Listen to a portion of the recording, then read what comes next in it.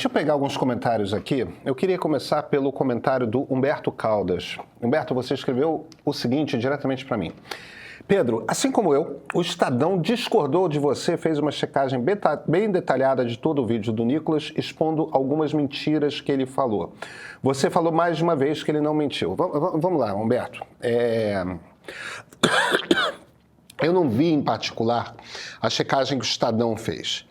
Mas eu acho que a gente tem que fazer uma diferenciação entre aquilo que nós convencionamos de chamar de fake news e a estrutura natural da retórica política. O Paulo estava falando um pouco sobre isso aqui há pouco. Tem várias coisas que o Nicolas fala ao longo do vídeo, e isso está no meu ponto de partida, e isso são coisas que eu mencionei aqui no Central Mail ao longo dessa semana. Tem várias coisas ali que são evidentes exageros. E eu te dou um exemplo, entendeu? Comparar o sigilo do cartão de crédito da Presidência da República, incluindo ali os gastos eventuais da primeira-dama Janja Lula da Silva, com a quebra de sigilo dos brasileiros que estão usando o Pix, e PicPay, Mercado Pago e Nubank, etc. As duas coisas são incomparáveis. Uma coisa não faz... Primeiro porque você acompanhar as transações bancárias no nível que a Receita acompanha não é uma violação de sigilo bancário. Seria uma violação de sigilo bancário se você estivesse vendo quem está mandando dinheiro para quem e fazendo todo. Isto é quebra de sigilo bancário. Quando você só está falando, olha, passou pela conta do Pedro tantos reais... Isso é informação a qual a Receita Brasileira tem e pronto. Isso não é considerado um sigilo. Por outro lado, é uma baita de uma demagogia você falar de cartão de crédito de Presidência da República, porque os gastos sempre parecem mais altos, parecem absurdos. Como assim o presidente tem um cartão de crédito que ele pode gastar 40, 50, 60, 70, 80, 100 mil reais, 120 mil reais por mês? E, no entanto, pode, e é natural, porque você tem que dar um jantar e tem que servir lagosta no jantar, entendeu? Porque está vindo o embaixador ou o presidente. E aí essas coisas vão sendo pagas pelo cartão de crédito da Presidência da República. Como assim vai servir um jantar com lagosta? Vai, porque é assim. É assim que você recebe presidente, é assim que você recebe ministro, é assim que você recebe... Tem um jogo diplomático e é bom para o país você tratar bem um emissário de um determinado país que vai fazer um acordo comercial, tal, quer dizer... Mas aí é muito fácil você fazer demagogia. E eu estou falando de lagosta especificamente porque houve um escândalo que o PT levantou durante o governo Fernando Henrique, quando se descobriu que comia-se lagosta no Palácio da Alvorada. Lula deve comer também, e faz muito bem em comer, entendeu? É muito fácil você fazer esse tipo de demagogia, e todo mundo faz demagogia com os gastos de presidente da República e primeira-dama. Todo mundo faz. Fez-se com Rosane Collor e com Fernando Collor, fez-se com Itamar, que não era casado, embora tenha tido a Lilian Ramos ali no Carnaval, quem lembrar, lembrou. Fez-se com Fernando Henrique, fez-se com Lula, fez-se com Dilma, fez-se com Michel Temer, fez-se com Jair Bolsonaro. O quanto que a oposição não falou do cartão do Bolsonaro, dos gastos com a Michele, que, aliás, não é conhecida pelo apelido Micheque à toa, porque bateu um cheque de 40, 60 mil reais, que não é uma quantia tão alta assim. 89 mil reais. Que não é uma quantia tão alta assim, entendeu? É alta pra gente, entendeu? Eu queria um depósito de 89 mil reais agora, mas não é uma coisa que quebra o país, não é uma coisa que... Pix na tela agora. O ponto eu acho que a gente tem que fazer uma separação entre o que são os exageros naturais da retórica política. O Paulo estava citando o exemplo das mentiras que foram faladas pela campanha do PT contra a ministra Marina Silva, hoje ministra do governo Lula, na campanha de 2014. Era mentira? Era. E, no entanto, estava ali no limiar das possibilidades, entendeu? É do jogo comparar os gastos. O governo está querendo ver as suas contas, mas não mostra as contas do presidente da República. É da retórica política, é do jogo, é aceitável. O ponto que eu estou tentando fazer é o seguinte: Isso aqui que aconteceu nesse vídeo do Nicolas Ferreira, cara, é jogo político, é retórica política que os atenienses e os romanos do tempo da República não estranhariam, tá? Quando o pessoal estava desenvolvendo ali como que se faz essa arte da política, entendeu? Maquiavel não ficaria horrorizado com isso, Mazarino não ficaria horrorizado com isso. Todo mundo, desde o princípio dos tempos, que falou sobre essa arte do convencimento, a arte do que é do jogo e do que não é, o que é legítimo e o que não é. O que o Nicolas fez está muito dentro do jogo. Está muito dentro do jogo de uma democracia. Em qualquer democracia você vê esse tipo de exagero que o Nicolas fez. Se a gente começar a ser purista e achar que esse tipo de coisa que ele faz naquele vídeo não pode ser feita na retórica política, fecha o Congresso, fecha o Planalto, porque não sobra um político. E aí, Pedro, tem uma coisa grave também em relação a isso, que é, a gente tem um problema sério de fake news hoje. Não no Brasil, a gente tem um problema sério de fake news no mundo. Então, o que é fake news? Fake news é você dizer que se a pessoa tiver com Covid e tomar cloroquina, ela vai ficar curada. E a gente precisa estar apto a combater essas fake news, porque elas matam gente, de verdade. Quando o governo usa fake news para justificar alguma coisa que não é, que é uma informação mal dada, mal explicada, mal comunicada, isso também enfraquece o nosso trabalho na hora de rebater fake news de verdade, né? Fake news de verdade é uma expressão estranha, mas enfim, fake news que de fato são fake news. Eu acho que tem uma grande questão aí que é o seguinte, a gente precisa entender, para a gente entender o que acontece no mundo, a gente precisa entender o que agride a gente do ponto de vista de um comportamento antiético ou imoral e o que é da política. A política nem sempre o velho e bom Maquiavel aí, né? Quase nunca ela atende aos nossos critérios de um comportamento ético de um homem público, né? Sempre foi assim. Tem uma pesquisa de um cientista político argentino chamado Ernesto Calvo, que leciona nos Estados Unidos, sobre fact-checking na campanha, na eleição argentina Macri-Fernandes. E aí eles acompanharam quem reproduzia a notícia falsa e quem reproduzia o fact-checking. O resultado é óbvio. Quem reproduzia a notícia falsa contra o Fernandes? Os eleitores do Macri. Quem reproduzia o fact-checking explicando que era uma fake news? Os eleitores do Partido Justicialista, né? Do Fernandes. Quer dizer, por que isso? Porque isso é política. As pessoas estão querendo expor, num lugar onde você está disputando corações e mentes, que são as redes sociais, a visão de mundo delas, a posição delas. As pessoas não estão... Então, quando a gente acusa o político de não alcançar ideais éticos desejáveis no seu comportamento, né, a gente esquece que o eleitor, quando está num espaço público ampliado, como a rede social, também se comporta dessa forma. Então não é um problema, não é uma falta de ética do político, é um mundo que funciona desse jeito, que é o mundo da política. Não é? A gente reproduz quase sempre, por isso é que a explicação da fake news ela é manca. Porque o que acontece é que muitas vezes as pessoas simplesmente estão interessadas em reproduzir uma notícia, uma fake news, uma matéria, o que seja, verdadeira ou falsa, que confirma a visão de mundo que ela tem, para conquistar novos adeptos para essa visão de mundo, para convencer pessoas. Hoje quem convence é a extrema-direita. Infelizmente, é isso. E é uma coisa curiosa, eu vou chamar o espanholo de novo, e o Gui sabe que ele pode entrar nesse papo no momento que você quiser, né, Gui?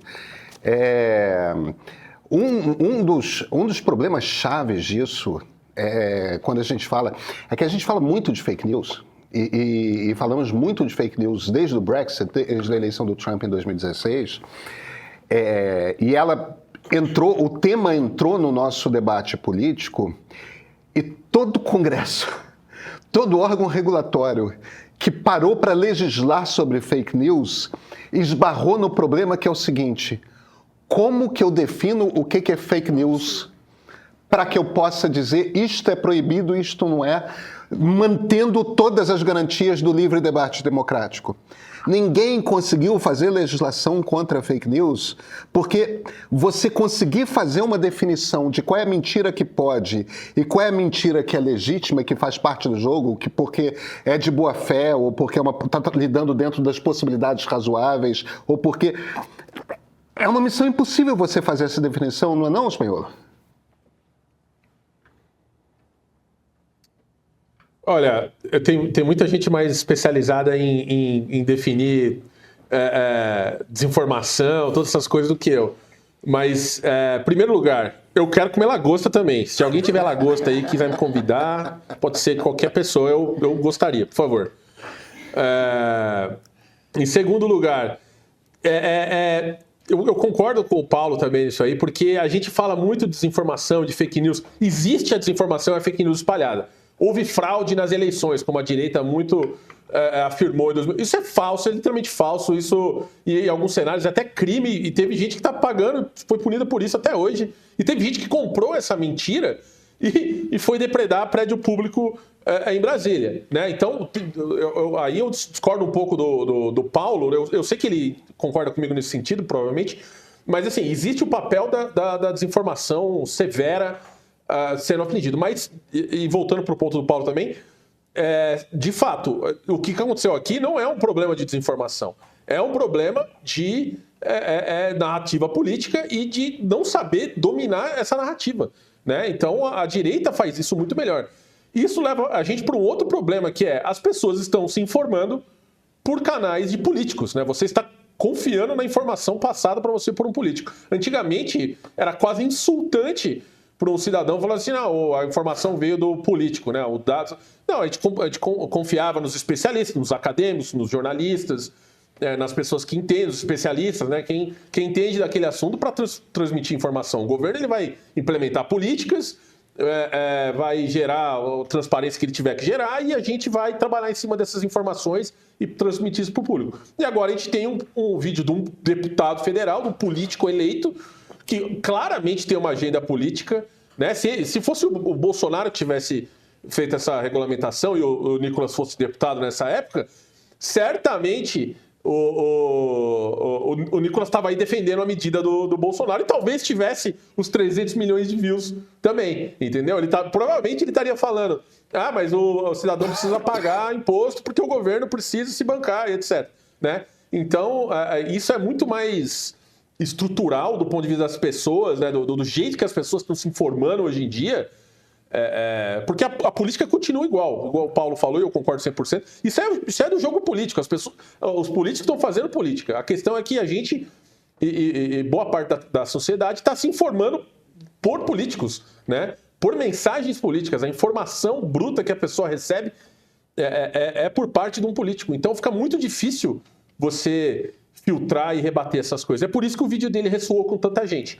Né? Se ele tivesse na década de 80 falando isso para um jornalista e saísse isso numa reportagem de jornal, certamente não teria o efeito que teve. Esse é o né? ponto Então, do nosso tempo. É muito clássico do que a gente está passando nesse momento, né? nas redes sociais. Vou fazer uma pergunta para você também, Sérgio. Claro. A gente tem um caso específico desse vídeo. A gente tem o Nicolas Ferreira, que foi um dos deputados mais votados da história e que tem toda uma criação e toda uma desenvoltura dentro das redes sociais usando de fake news. Ou seja, ele é aí não nesse caso, mas contumazmente, o Nicolas Ferreira era um dos grandes veiculadores de fake news até ontem, né? Sem dúvida. Como que você acha que contribui? Ou seja, você acha que ele foi escolhido tem até a matéria dizendo isso. Você acha que ele foi escolhido justamente por já ter essa desenvoltura no vídeo e já ter um histórico de ter tração nas coisas que ele fala, mesmo sendo inverídicas? Eu não diria nem que ele foi escolhido, né? Ele assumiu esse papel. E ele traz... Ele assim, pessoalmente falando, eu tenho pouca simpatia por ele, né? Ou nenhuma até. Mas eu preciso admitir que ele é um bom comunicador da direita. Ele passa a mensagem, ele faz barulho. E é uma coisa que a gente não sente na esquerda. Então, ninguém na esquerda... Eu não sei se ele foi indicado por alguém na direita falando, você vai assumir esse papel. Ele simplesmente abraçou esse papel para ele, como defensor do Bolsonaro, como oposição, como qualquer coisa que você imaginar. Usou desinformação pra caramba, né? Várias. Tem vídeo dele na bancada falando um monte de barbaridade, né? Discurso contra pessoas trans, contra homossexuais e todas essas coisas. Então, mas ele abraçou isso aí. Isso tem uma audiência nas redes sociais, né? No Brasil, principalmente, que é um país conservador e tal, né? E ele assumiu isso para ele. Por isso que tem muita gente que estava correndo na rede social, né? Uma preocupação entre boa parte da esquerda, lá no Blue Sky e tal, onde boa parte da esquerda migrou lá do Twitter para o Blue Sky, né? Existe essa preocupação de que ele possa ser Ele não tem nem idade para ser um presidenciável, né? Porque eu acho que a idade mínima é 35 anos, se não me engano. Então ele não teria nem idade para isso. Mas existe uma projeção dele para crescer como político nesse sentido, né? E eu acho que a direita vai começar a capitalizar em cima disso. Já está capitalizando, né? E eu gostaria de saber até o que o Paulo acha disso. Ele deve ter muito mais conhecimento dessa parte do que eu. Eu acho que você tocou no tema que é o tema do nosso tempo, que é o seguinte: como as pessoas se informam. No século XIX, todo mundo sabia qual era o jornal do Partido Conservador e qual era o jornal do Partido Liberal, né? Você comprava o jornal já para confirmar a sua posição anterior. Na França, todo mundo sabia qual era o jornal do Partido Republicano e do Partido Monarquista. Times e Manchester Guardian. Exatamente, qualquer lugar era assim. Quando a política era oligárquica, ou seja, quando a participação e os direitos de votar e ser votado eram restritos, era assim. A condição da democracia foi a pluralização e a competição da informação, né? Dos veículos, dos modos de você construir narrativas para as pessoas, né? Isso foi condição, até hoje, é condição da existência da democracia. Sem isso, não é possível existir democracia. O que a gente está vendo agora são duas coisas fundamentais, né? Quer dizer, esse é o momento, né? Agora, os próximos dias, um momento que vai decidir o futuro da democracia, que essas bolhas de informação, né, que tornam o diálogo e a troca de razões praticamente impossível, porque cada um se informa por um meio que vai construir uma narrativa absolutamente coerente, você não lida com o contraditório, né?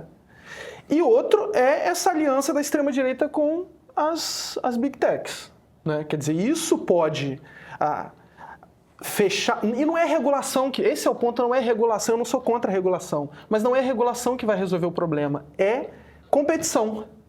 Tem muitas fontes, muitas redes sociais competindo, o problema é que a gente tem, né? A gente tem uma aliança surgindo dos donos das 2 ou 3 maiores redes sociais do mundo, né?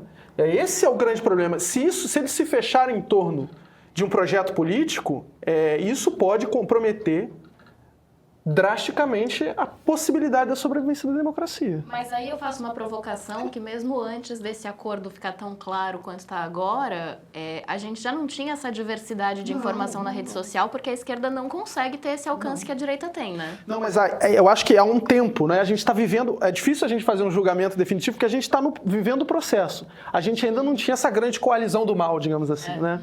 Mas a gente tinha um processo de fechamento, né, de limitação. E é um processo espontâneo, porque as pessoas estão nas redes sociais que interessam a elas, né? Não é porque elas não têm alternativas, elas estão porque é ali que está o mundo que as interessa, né? Quer dizer, e aí, essa é a grande questão, né? Quer dizer, se isso se tornar um grande projeto político que vai direcionar a informação que chega, que vai limitar a possibilidade de narrativas alternativas circularem informação, aí a gente tem um problema realmente que pode ser definidor do futuro do mundo. Spanholo, eu sei que você está apertado aí de tempo, mas eu gostaria de te ouvir pelo menos uma última vez. Certamente. Eu estou tentando buscar, só para um disclaimer aí para quem está assistindo, né? Eu não conheci o Paulo antes, eu estou tentando achar um ponto para discordar dele, mas não estou conseguindo. Mas eu só queria trazer um dado aqui importante, que eles falam, isso foi inflado artificialmente, né? Pelas plataformas e tal, né?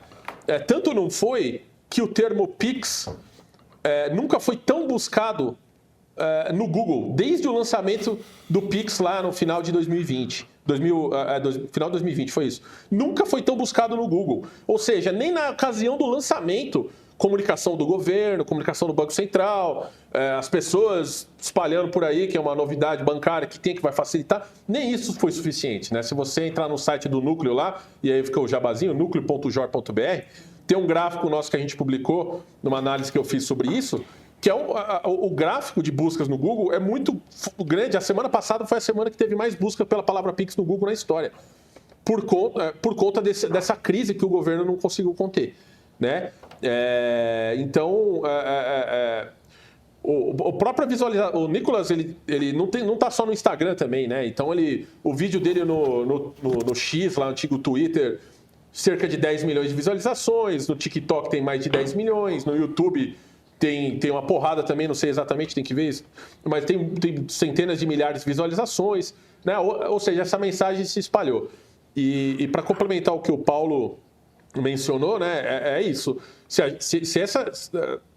a mensagem que estiver sendo passada é a mensagem só de um lado, que consegue, entre aspas, ganhar, né, ou como o Steve Bannon lá nos Estados Unidos falou, né, encher a conversa de fezes, né, para encher tanto o negócio, a banheira de coisa ruim, que a gente não consegue mais diferenciar o que é bom, o que é ruim ali.